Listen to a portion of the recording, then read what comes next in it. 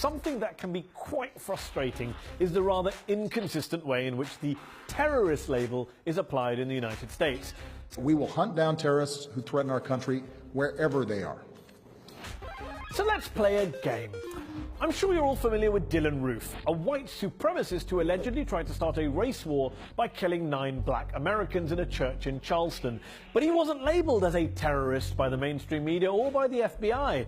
Pakistani-American Jubair Ahmed, on the other hand, was sentenced to 12 years in prison in 2012 for making a YouTube video on behalf of the Pakistani militant group Lashkar-e-Taiba. 9 people killed versus YouTube video. Okay, what about Jared Loughner, the man who in 2011 shot Arizona Congresswoman Gabby Giffords and killed 6 other people? Here is an anti-government activist who tried to kill a congresswoman, but he's not a terrorist apparently. He was charged only with murder and attempted murder. Compare and contrast with Javed Iqbal, a New York businessman sentenced to 6 years in prison for assisting terrorists. What did he do? He provided Americans with access to Hezbollah's satellite channel. Well, if that's terrorism, then Robert Doggett, the man who allegedly plotted to attack an entire Muslim community in New York, must surely have been labelled a terrorist. Not quite. He ended up charged with solicitation to commit a civil rights violation by intending to damage or destroy religious property. He's currently at home awaiting trial. No mention of the T word.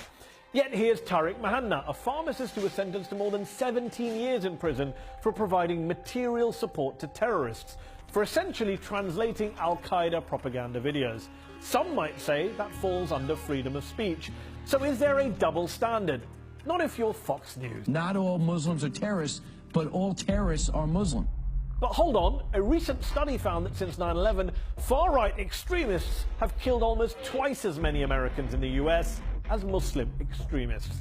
So to sum up, if you're a Muslim American and worried about the T word, be careful when you're going online, visiting YouTube or watching cable, and don't even think about taking a clock to school. If you're a white supremacist, do whatever you like.